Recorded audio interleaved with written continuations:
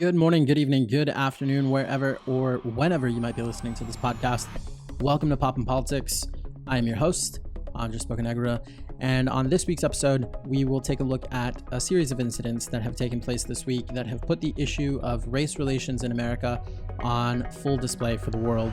We will talk about the incident between Amy Cooper and Christian Cooper in New York's Central Park, a seemingly everyday interaction that was horribly escalated because of race.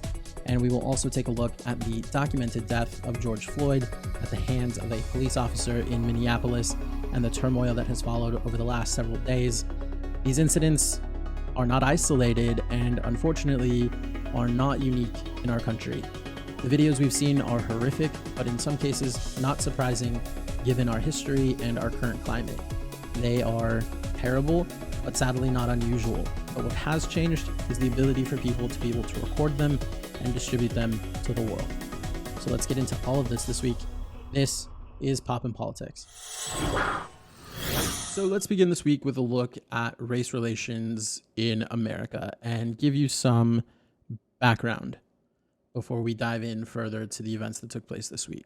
So looking back at a 2019 Pew Research survey, a majority of Americans said that race relations in the United States are bad. And 70% of people said that things were getting worse. And of those surveyed, about 2/3 said that it has become more common for people to express racist or racially insensitive views since Donald Trump was elected president. And we've seen those play out on social media, people telling Hispanics to speak English in this country or what have you. And we'll get into some of those as we go. Now, in this survey, Blacks, Hispanics, and Asians were more likely than whites to say that the president has made race relations worse in this country and that too little attention was being paid to the issue. And large majorities of these minority populations say that people not seeing discrimination where it exists is a bigger problem in this country than people seeing discrimination where it doesn't exist. And because everything in our current climate can come down to party lines, we also take a look at that here. Democrats have a more negative view on the state of race relations than Republicans. So you have 67% of Democrats who say that race relations are bad, while Republicans are split a little more evenly, with 46% saying they're bad and 52% saying they are good. So with all of that context, let's take a look at some of the things that have happened this week that have brought this issue of race relations and even police brutality into the spotlight and on full display for the world.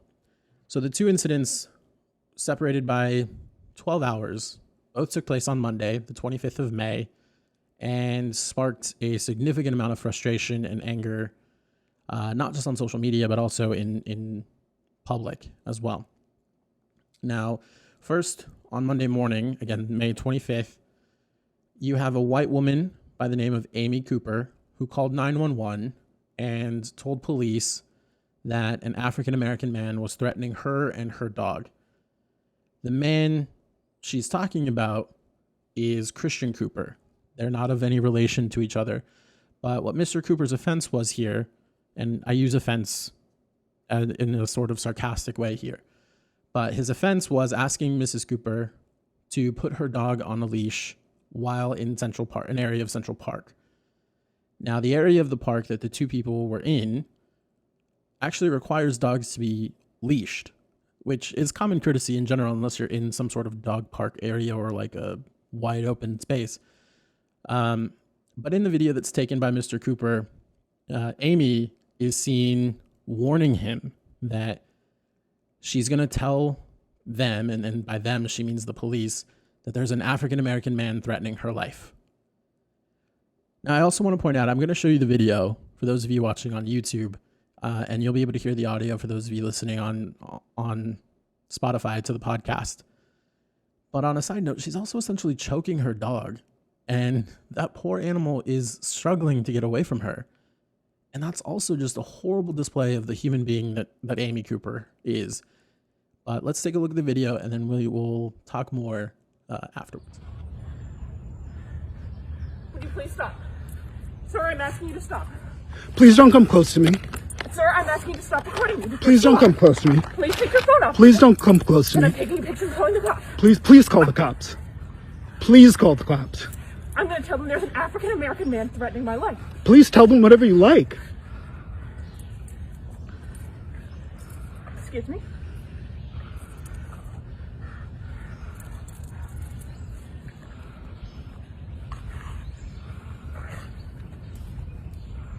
I'm sorry, I'm in the Ramble, and there is a man, African-American, he has a bicycle helmet. He is recording me and threatening me and my dog. There is an African-American man, I am in Central Park. He is recording me and threatening myself and my dog. And my... I'm sorry, I can't hear you either. I'm being threatened by a man in the Ramble. Please send the cops immediately. I'm in Central Park in the Ramble. I don't know. Thank you. All right, so this clip, right, this needless and unnecessary inclusion of the race of the man who has confronted her. And to be fair, Mr. Cooper did confront her, right? He's out bird watching. There's a dog not on a leash. He does confront, in theory, Miss Cooper. But the need to include the race of this man who's confronted her, this man she seems to fear, conjures up what is like this ancient impulse to protect white womanhood from supposed threats posed by black men. Now, if you think back to the story told in the recent Netflix series, When They See Us, we know what happens to young black and brown men who are falsely accused of attacking a white woman in Central Park. Now, to say that this was Miss Cooper's intention, I don't know. I don't know her personally, but it's something systemic as a whole that is sort of embedded in the culture of our time. So I digress. But granted, Miss Cooper since then has lost her job. She's even lost her dog. Her dog was taken away from her by the shelter she adopted him from.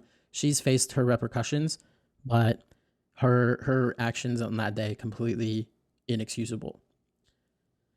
Then we come to Monday evening in Minneapolis.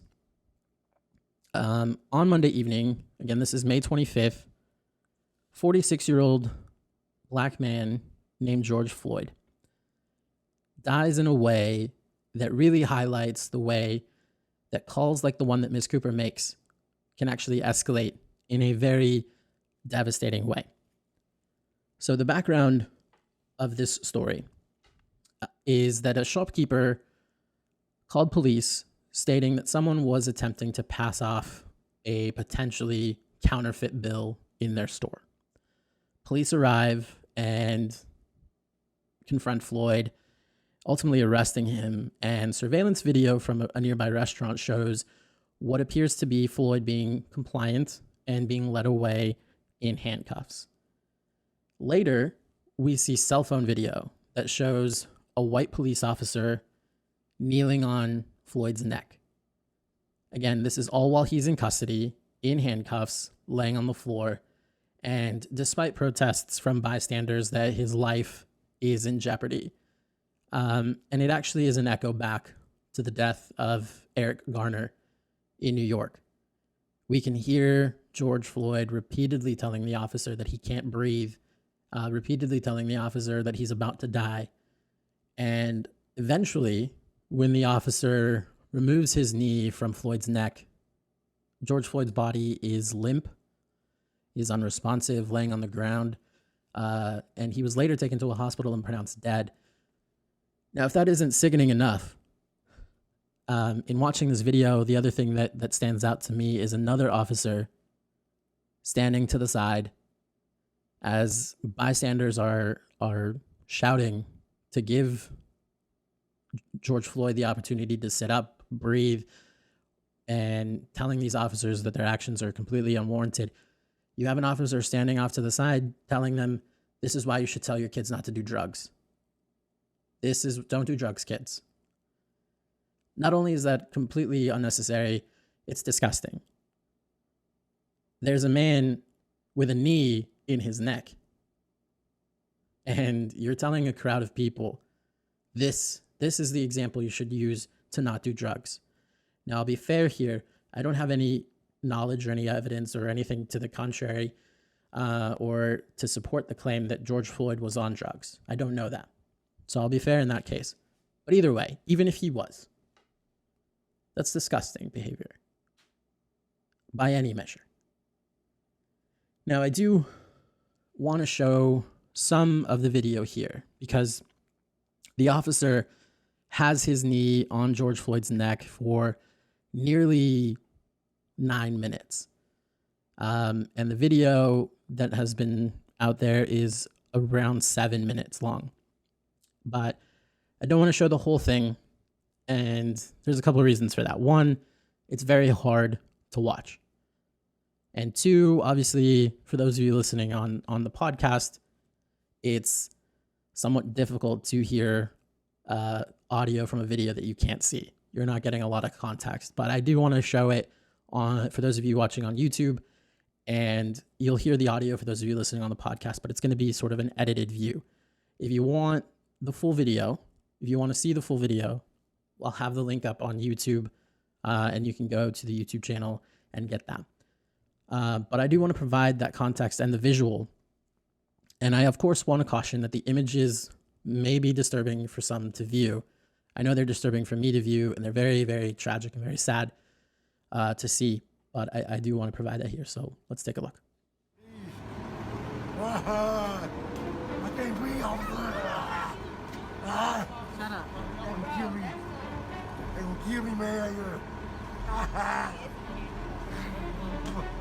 Bro, with your feet on his neck, man, you get out the His nose is bleeding. Like, Yeah, come on now. that's wrong right there with his feet on his neck. Look at his nose. You seeing your knee on his neck. Yeah, you got your feet right on his neck. He ain't even cannot breathe. resisting the rest. I cannot breathe. You just a grown, you're a tough guy. You're a tough guy, huh? I say you're a tough guy. You're not even resisting the rest, bro. His whole nose is bleeding. Fight with him. Bro, but why you just sitting there? He ain't doing nothing. You put him in the car. They'll kill me. How long y'all gotta hold him down? Why you don't do drugs, kids? It ain't about drugs, bro. Y'all understand Nah, that? y'all don't gotta put y'all his neck, bro. right. He is human, bro. His nose is But I'm saying you bleeding. can put him in the car. That's a bum ass. That's a bum ass. That's a bum ass shit. Y'all know that is. You don't gotta sit there with your knee on his neck, bro. You could have put him in the car by now, bro. He's not resisting arrest or nothing. You enjoying it. Look at you. Your body language explains it. You bum. Bro, get the off of him. It's the whites. They love What? doing that to Yeah, them. What the He got mace. He got mace. He cannot breathe. Get over here. No, first of all.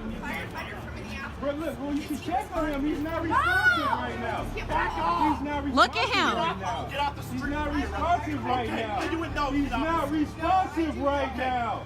He's not responsive right now, bro. No, bro, look at him. He's not responsive right now, bro. Check for a pulse. Bro, are you serious? You gonna just let him sit there with that on Let his me neck, see a bro? pulse. So the video, and again, those of you listening on the podcast, you've only heard the audio, but the video is even more horrifying to watch. And I've seen the full video. The officer to the side is also just equally disgusting to me. But as I've pointed out at the beginning, something like this isn't surprising anymore. It's shocking. It's disturbing. It's disgusting. It's horrible. But it's become much more common. And is it more common because it's happening more? Or is it more common now because we can finally see it? Has technology allowed us to finally see what goes on a day-to-day basis? It's a video that shows an incident that has been periodically reenacted across the United States time and time again. And I personally feel it's an example, again, of the need to reform policing standards and standards of conduct in this country. And this is not the Minneapolis area's first run-in with something like this. In November 2015, there were conflicting stories from police and bystanders of an incident that led to the death of Jamar Clark. Some claimed that Clark resisted arrest and reached for an officer's gun, others saying that Clark was handcuffed and on the ground when the officer shot him. No charges were brought against that officer, and that officer likely still has their job today. In nearby Falcon Heights, Minnesota, that was the site of a 2016 incident that was broadcast on Facebook Live of Philando Castile being shot by an officer who was alarmed that Castile had a gun in his car, even though Castile notified the officer and identified himself as a licensed gun owner. The officer in question in that incident was fired, but later acquitted of charges. Now, following the death of George Floyd, there have been several days of protests and unrest in Minneapolis. Protesters have braved the pandemic, demonstrating, wearing face masks, and at times, the protests have echoed scenes of a war zone, in my opinion. What started out as peaceful protests were met by police with, riot gear, launching tear gas, using flashbangs, and shooting rubber bullets at protesters. It looks like a modern day war zone on American streets. And you have the National Guard being called in, and then you have the president tweeting that when the looting starts, the shooting starts. This is just ratcheting up this escalation of the tension here. The response by police has sparked nights of rioting, tensions in Minneapolis, and now you have this chorus of response that is pretty usual. Riots don't solve things. Rioting helps lose your message, right? I can't support you because you're rioting. Now, speaking personally, I don't like to see scenes of rioting. But I will be the first to say that I don't have a full understanding or personal experience of the long-standing tensions in some of these communities. So the images of rioting do frustrate me, but I have seen them from a very much an outside perspective. But regardless of that firsthand experience, I can understand the frustration and the deep-seated passion for justice here. It's a reaction to perceived continued injustice. And, a friend of mine recently shared something on social media and shared it with me that really helped put rioting in context for me. And it was really enlightening, and I'm really glad to be able to continue to learn and educate myself on things like that. So for those of us who've heard people say, rioting never solves anything, it's helpful to understand that our country was actually founded on a riot. The colonists didn't politely ask Britain for independence. They fought for it, quite literally starting a war. The LGBTQ community threw bricks outside of Stonewall, and there have been riots in the Black community, Black people rioting and rising up for their rights across this country, from places like LA, Watts to Minneapolis. So we've been here before. And if rioting seems to give you a reason not to support the cause for justice, what you are really saying is that property damage is more important and is on the same level as the loss of human life. Now, for me, frustration has never really manifested itself in the need to riot. I've never been in that position. But it's helpful to understand that frustration and anger manifests very differently in everyone. Now, are there possibly some who are trying to take advantage of the situation, the frustration, the anger? Yes. But that doesn't diminish the overall desire of a community for justice. And are there better ways, right? That's the other argument. There's better ways to get this message out there.